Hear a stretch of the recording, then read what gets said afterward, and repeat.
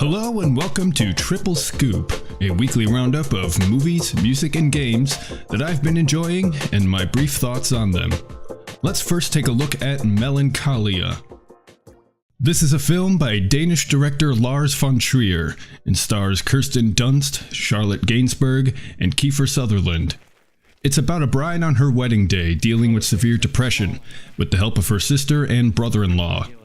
Also, there's a planet on a collision course with Earth. Yeah, it's a little weird, but that's Von Trier for you. I'll start talking about this film by saying that it has some absolutely breathtaking cinematography. There's a 9-minute prologue which foreshadows certain events in the story, but they are shot as surrealist paintings suspended in dreamlike slow motion, all set to excerpts from Wagner's Tristan und Isolde. I very much relish films which are visually striking, and this prologue ticks all the boxes. The rest of the film, while shot like a conventional movie, is just as captivating to the eye. I was taken aback by how understated and muted the acting and, well, the whole tone of the film is. One would think that people facing down a planetary collision would act with more alarm, and yet they don't. They downplay the seriousness of it, or just ignore the whole thing altogether. The wedding and the interpersonal conflicts that play out during it suddenly seem so trivial and meaningless, yet the characters cling to them in desperation. Of course, that's the whole point. It's not hard to put together that the incoming planet is a stand-in for depression, and the reticence the characters have for talking about it and helping each other understand it is a reflection on our own real-life hesitancy to deal with such a powerfully damaging condition. And to the extent that this movie succeeds in doing that, I'd have to say it accomplishes what it sets out to do, but does feel a bit too overbearing in making sure the viewer gets it. I can't exactly blame the director for this. It seems like a highly personal undertaking, so I'll give it a pass. It's definitely a gloomy, cerebral, slow-paced film designed to convey the dread of severe depression. It's not a film for everyone. Prepare yourself emotionally and manage your expectations before you go in. You'll be better off having done so. Next up, we have the 2006 album A Senile Animal by the Melvins. When you mix hardcore punk with a strong Black Sabbath influence and add a layer of sludge and fuzz, you get the Melvins.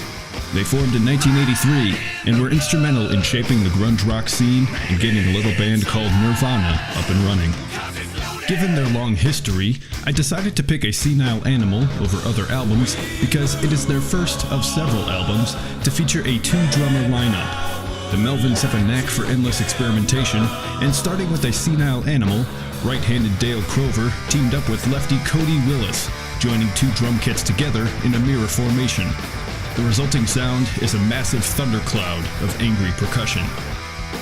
These two guys are locked in sync tighter than a pair of Jaeger pilots, and this is especially apparent on tracks such as Rat-Faced Granny and A History of Bad Men, the latter of which features a drum solo passed back and forth between them like a rhythmic tennis match. This is definitely an album to listen to with headphones for the full effect.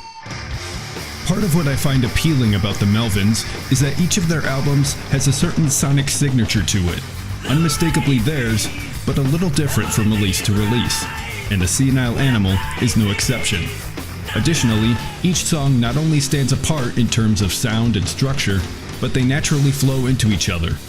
That's a very difficult task to pull off, but I feel the band managed it quite well here. The Melvins are weird and are unapologetic about it. They've got a bizarre sense of humor and routinely write nonsense lyrics, but I can't help but keep coming back for more, and A Senile Animal delivers every time.